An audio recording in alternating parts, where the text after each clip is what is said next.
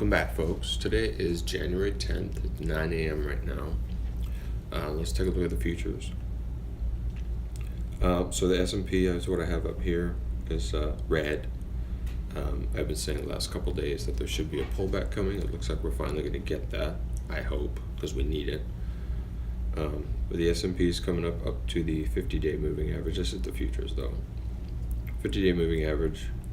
Well, actually, let's go through the futures. Futures are down on the S&P, they're down on the NASDAQ, down on the Dow, and down on the Russell. Actually, I don't have the Russell there, never mind that. But the Dow isn't the biggest, most reliable indicator of market direction, but it's coming up to the 50-day, starting to slow down. And the futures are kind of showing that as well, that that's kind of what we're going to see. Anyway, S&P 500 here, coming up right up to the 50-day and that upper resistance line. So it's gone through this lower one first, this guy, which again was the lows of earlier in the year.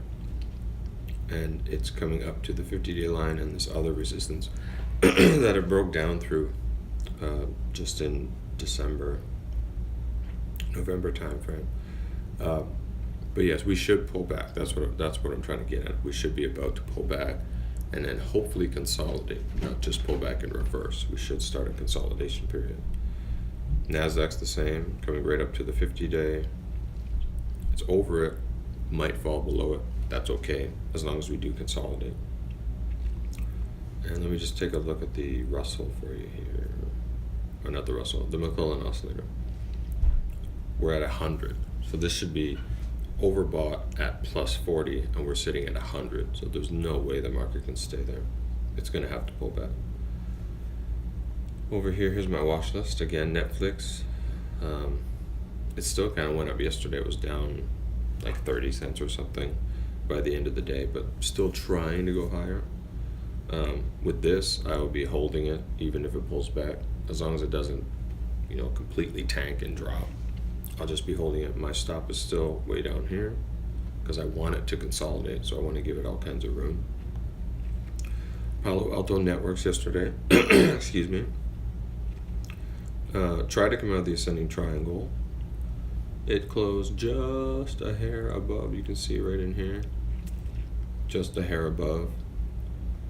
Probably won't hold because the futures are showing red. We're due for a pullback. We're overbought. It's probably not going to hold. It's going to come back into the pattern most likely. Cyber came up to the line and stopped. Needs more time. MongoDB, again, it didn't really come close, so just give it time.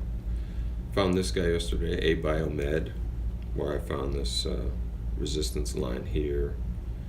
Touched it yesterday, pulled back. That's awesome. If the market begins to pull back a little bit and consolidate, that would be fantastic. If it starts to go sideways right under that line, perfect.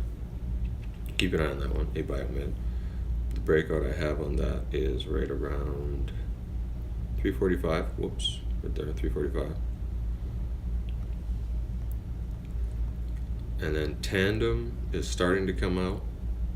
Again, a pullback yesterday after breaking out. We'd want to see if it holds the line in the pullback that should be coming.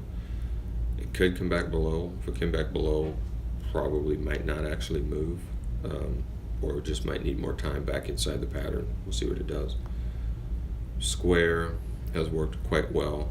Again, I was in this and got stopped out of it, but it is working. So from this general area, it's about what is that? About 58 to 65. Of course, gapping down a bit, so that's a pretty good move.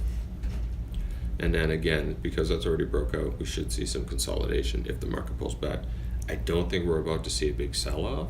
I think the bottom's in the market, and I think we're about to see just a consolidation period before the market begins to move higher again. That is, unless we get some kind of horrible political thing that just the market doesn't like, though the Fed is really helping. So that's it. If you like these videos, please subscribe, and I'll see you on the next one.